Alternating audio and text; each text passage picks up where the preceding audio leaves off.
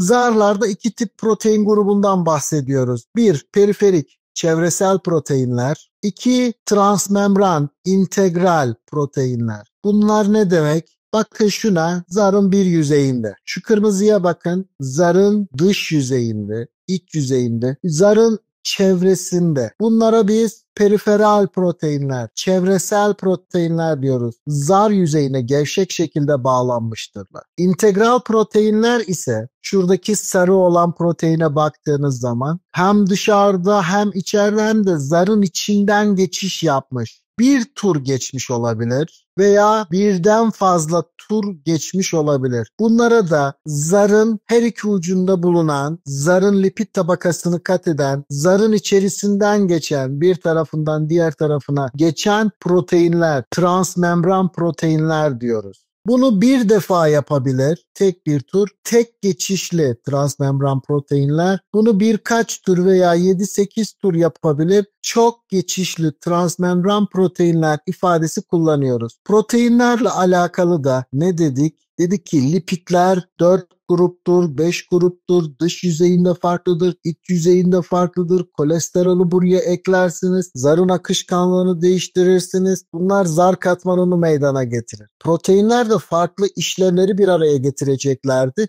Şimdi proteinleri incelemeye çalışıyoruz. İlk başta iki gruba ayırdık. Dedik ki çevresel ve zarı kat eden transmembran proteinler diye bunlardan bahsediyoruz. Çevresel proteinleri, periferik proteinleri yüksek tuz konsantrasyonlarına bırakırsanız hemen ayrılıyorlar. Uzaklaşmaları kolay. Ama transmembran proteinleri zardan uzaklaştırmak için yoğun deterjanlar kullanmanız lazım. Fosfolipidlerin çift tabakasını bozan deterjanlar kullanmanız lazım. Bu anlamda farklı özellik gösteriyorlar. Peki bu proteinler ne olarak görev yapıyor? Pompa olarak görev yapabilir. Sodyum potasyum pompası. Çok duyacaksınız. Madde giriş çıkışı. Sadece pompa değil, bunun hemen alternatifine kanal da diyoruz. Hücreden dışarıdan içeri madde giriş çıkışını kontrol ediyor dedik ya. Örneğin su. Suyun içeri ve dışarı çıkışını kontrol eden su kanalları oluşturabilirsiniz. Aquaporinler. Bunların hepsinden uzun uzun bahsedeceğiz. Reseptör görevi yapar, duyu görevi yapar demiştik. Dışarıdan bir bilgi geldiğinde bu bilginin alınmasını sağlar. Reseptör görevi bu. Bakın içeride bir şeyler değişiyor. Duyu görevinden kastımız bu. Zarda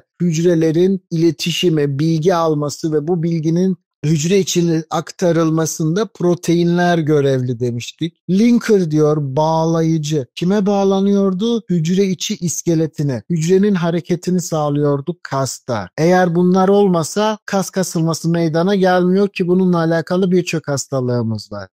Hücre iskeletine bağlanabiliyordu. Proteinler bu görevlerde yer alıyor. Enzim olarak görev alırlar veya yapısal. İki hücrenin birbirine yapışmasını, tanımasını sağlayabilirler. Ana başlıklar bunlar olmakla birlikte birçok görevi proteinlerin, hücre zarındaki proteinlerin birçok görevini yıllar boyunca hep işleyeceğiz. Peki sistem nasıl çalışıyor?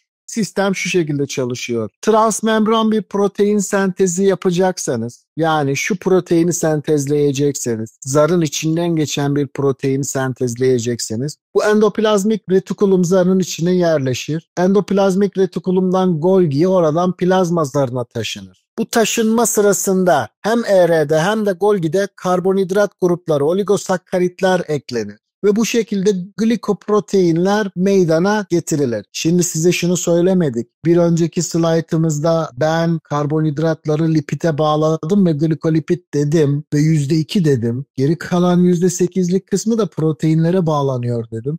Proteinlere de bakın, karbonhidratlar, oligosakkaritler bağlanabilme kabiliyetine sahip ve %8'e kadar çıkabilir. Karbonhidratlar her halükarda dış zarda yer alırlar. Bunu unutmayın. Hücrenin iç zarında karbonhidrat olmaz. Eğer bir yerde çizim yapıyorsanız ve glikoproteinleri, glikolipidleri çizmişseniz bu şu anlama gelir. Bu hücrenin dışıdır. Burayı unutmayınız. Hani zaman zaman soruyorsunuz ya, hocam bu slaytta, bu derste ne öğrenmemiz lazım diye. Şunu asla unutmayın. Karbonhidratlar hücrenin dış kısmında yer alır. Ona da bakacağız. Peki plazma zarındaki proteinler dedik.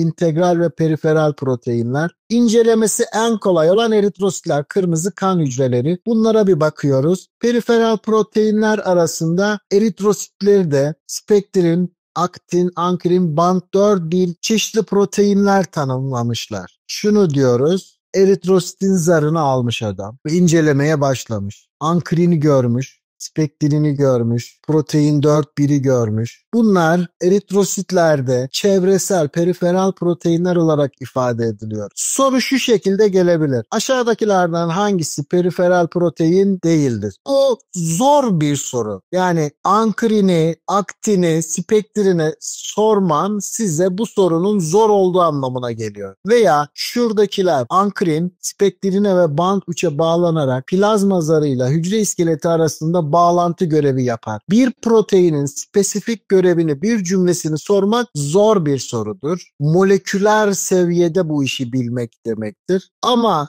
gelebilir 10 sorudan 1 veya 2 tanesi bu şekilde olabilir. Hani içinizde yatay geçiş yapmak isteyen olacak ve 100 almak isteyen öğrenciler olacak ya. İşte onlara bu tür biraz daha spesifik, biraz daha özel sorular soracağız. Aşağıdakilerden hangisi periferal protein değildir?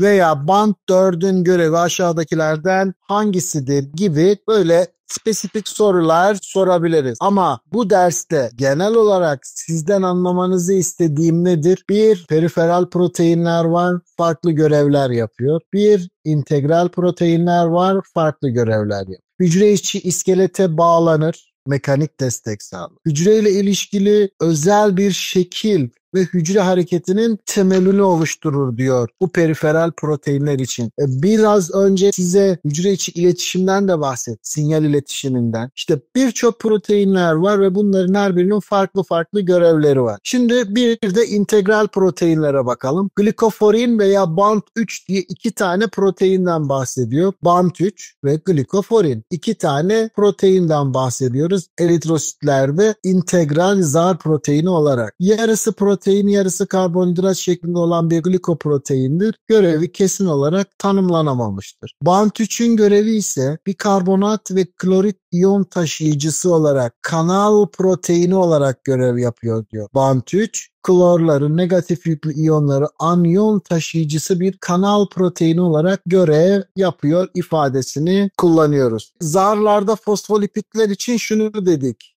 Fosfolipitler stabil değildir. Olduğu yerde durmaz. Lateral yan hareketler gerçekleştirirler. Ama bu hareketleri sınırsız değildir. Proteinler için de benzer bir ifade kullanacağız. Proteinleri bir yere koydunuz, çaktınız çivi gibi, sen burada ebediyen duracaksın, öyle bir şey yok. Zaten canlı dinamik bir yapıdır. Devamlı değişim halindedir.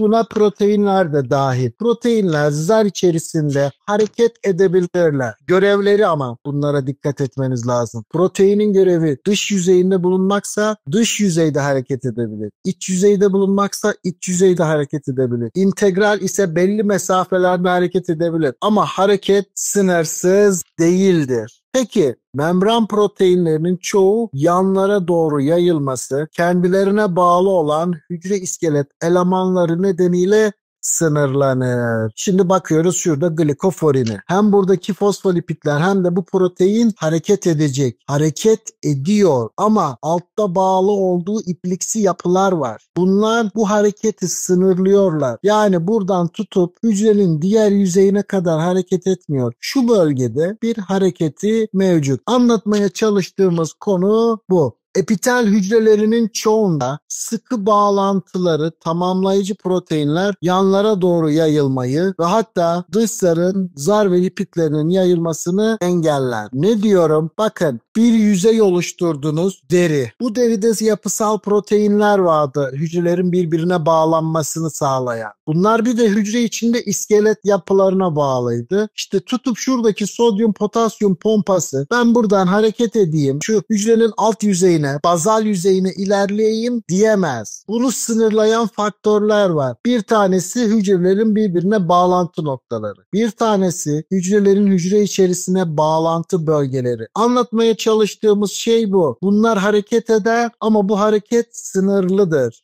İşte bu hareketi adam nasıl ifade etmiş? 1970'lerde akışkan mozaik zar modelini ortaya atmış. Nasıl bir şey yapmış? Bir insan hücresi almış, bir de fare hücresi almış. Bunları farklı renkte kırmızı ve yeşil boyalarla boyamış. Floresan boyamayı artık hatırlayabilirsiniz. Bu iki hücreyi alıp birleştirmiş, füzyona tabi tutmuş ve 40 dakika sonra baktığında zarda bulunan proteinlerin hareket ettiğini gör.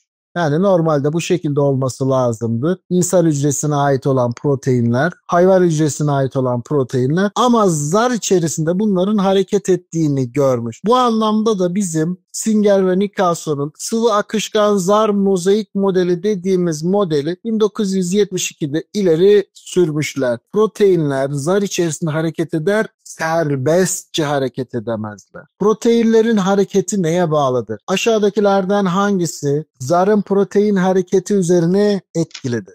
İşte maddeler halinde gelen konularımız. Hücre iskeletiyle bağlantılar proteinlerin hareketini etkiler, sınırlar. Zardaki bulunan diğer proteinlerin hareketini etkiler. Komşu hücrelerin zarlarındaki proteinler bunlar etkiliyor. Hücre dışı şu ana kadar sadece size hücre dışı dedik ama burada da birçok bileşen var. Hücre dışında bulunan bazı yapılar hücre zarında bulunan proteinlerin ve yağların hareketini kısıtlar ifadesini kullanıyoruz. Bunu 1990'larda farklı bir çalışma yapmışlar. Zarda bulunan proteinleri almışlar. Bunlara floresan bir ayraç koymuşlar. Sonra bu floresan maddeleri söndürmüşler. Lazer ışığı kullanarak bu floresan aktiviteyi durdurmuşlar. Bu bölümler floresan olarak parlıyor, ışıklı görünüyor. Şu bölüm artık renk vermiyor. Zaman içerisinde baktığında bunların hareket ettiğini görmüşler. 1990'larda yapılan çalışmada zardaki proteinlerin hareket ettiğini bir kez daha size tanımlamış oluyoruz. Ben size şunu dedim. Karbonhidratlar hücre zarında nerede? Hücrenin dışında. Proteinler plazma zarının dış yaprağına tutunabilir. Proteinler plazma zarının iç yaprağına tutunabilir. Bunlar lipidlere de bağlı olabilirler, karbonhidratlara da bağlı olabilirler. Sonuçta lipidler bitti, proteinler bitti. Şunu anlatıyorum. Glikoproteinler ve glikolipidler yani karbonhidrat bölümleri plazma zarının dış yüzeyinde yer alır. Almaç, reseptör, duyu, tanıma görevli özel, özgül moleküller.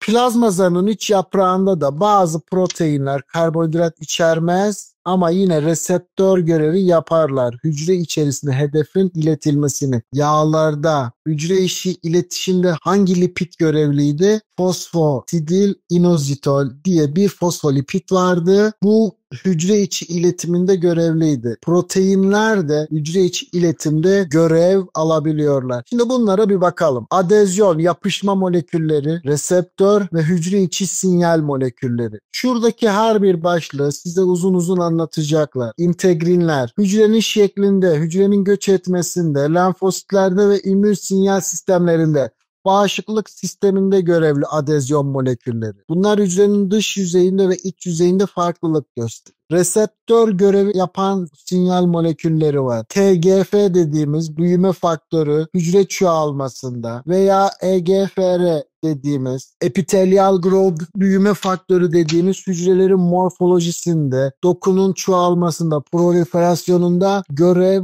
alabilirler. Bunlar hücrenin iç kısımda da bir sinyal yolu başlatır. Hücrelerin ayrılması, dağılması, yapışması, hücre göçü gibi, hücrenin şekli gibi çeşitli birçok görevleri alacaklar. Sonuçta şunu diyoruz. Fosfolipidler ve proteinler hücrenin iç ve dış zarında farklı miktarda, farklı olanlarda her iki yüzde de dağılımları farklıdır. Yani hücre zarı asimetrik bir zardır. Asimetrik bir yapıdır. Bu hücrenin görevi, fonksiyonu, yaşama özelliğiyle alakalı. Karbonhidratlar dedik. Hücre zarının dış kısmında bulunur. Glikokalix katmanı alır. Bakın şurada uzun parmaksı çıkıntılar var. Görebiliyor musunuz? Uzun parmaksı uzantılar var. Bunların ne olduğu önemli değil ama onun üstünde bulutsu bir yapı var. Bakın şu bölgede bulutsu bir bölge var. İşte karbonhidratlar zarın dış yüzeyinde bu şekilde bulutsu bir katman meydana getirirler. Hem proteinlere bağlı olabilirler. Glikoprotein ve proteoglikagon glikoglikan ifadesi kullanılabilir hem de lipidlere bağlı olabilirler. Glikolipid ifadesi kullanılabilir. Peki bu karbonhidratlar ne işe yarıyor? Neden ben dışarı koydum? Neden çok önemli? Hücrelerin birbirini tanımasını sağlıyor. Hücrenin başka hücrelerle veya hücre dışı moleküllere tutunmasını sağlıyor. Şuraya dikkat edelim. Beyaz kan hücreleri, lökositler damar dışına çıkacak. Hem lökositlerde hem de damarın kendisinde hücreleri birbirine tanıyan bileşenler karbonhidrat içerikli. Bu sadece lökositler için geçerli değil. Trombositler ve endoteller için de trombositler, endoteller ve eritrositler için de geçerli. Biz genelde bunların damar dışına çıkmasını pek istemiyoruz ama yine de hücrelerin birbirini tanıması lazım.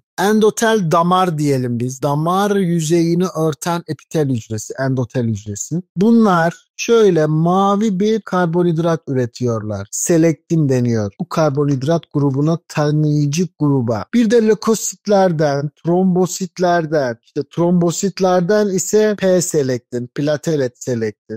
Lökositlerden ise L-selektin, lökosit selektin gibi tanımlayıcı karbonhidrat molekülleri var. Hücrelerin birbirini tanıması dediğimiz olay bu. Şimdi dışarıda bir mikroorganizma var. Bu mikroorganizmanın parçalanması, fagosite edilmesi lazım. Damarın içerisinde bulunan bir hücreyi damarın dışarısına alacaksınız. Hücrelerin birbirini tanıması dediğimiz olay bu. Bunu da kim yapıyor? Karbonhidratlar burada görev alıyor. Sadece hücrelerin birbirini tanıması değil, madde alışverişinde de o hep bildiğiniz endositoz, egzositoz olayları var ya, burada da yine karbonhidratlar ve plazma zarı aktif olarak görev alıyor. Endositozu ve egzositozu size ayrıntılı olarak anlatacağız. Birer cümle halinde söyleyelim. Pinositoz, hücre zarından içeri suda çözülmüş bileşenlerin alınması, pinositik veziküller deniyor. Bu içeri aldığınız veziküller lizozomlarla birleşir.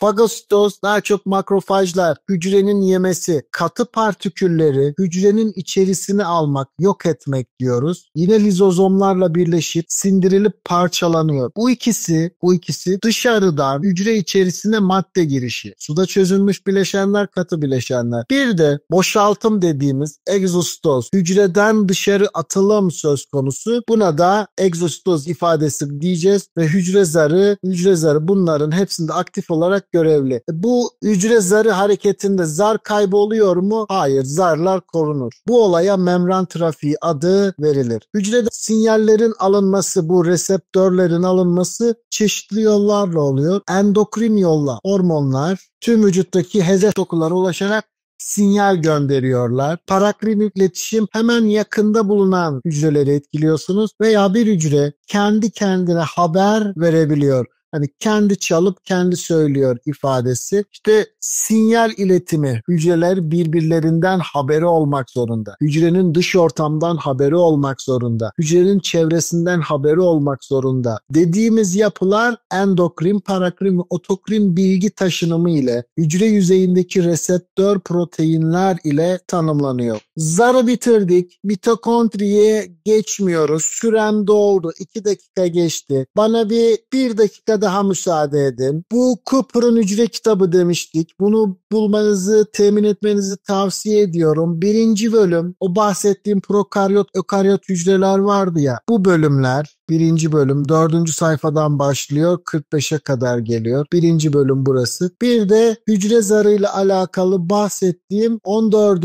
bölüm var. Plazma zarının yapısı, zarlar, proteinler, lipidler, bunların görevleri. Bu 14. bölümde 531'den 544'e kadar, şuraları anlatmadım. İyon kanalları kolaylaştırılmış difüzyon fagositoz şu an anlatılmadı. Şu an 1. ve 14. bölümlerden kısaca bahsedildi. Eğer vaktiniz varsa daha ayrıntılı da öğrenmek istiyorum diyorsanız bu kaynaklarda, buralara veya farklı kaynaklarda hücrenin özellikleri, hücre zarının özelliklerine bakabilirsiniz. Bir sonraki dersimizde, yani yarın, mitokondriden devam edeceğiz. Benim söyleyeceklerim bu kadar. Teşekkür ediyorum arkadaşlar. Şu an sizdeyim. Vaktinizi çok aldım. Özür diliyorum. Var mı sorunuz? Yok. Teşekkürler.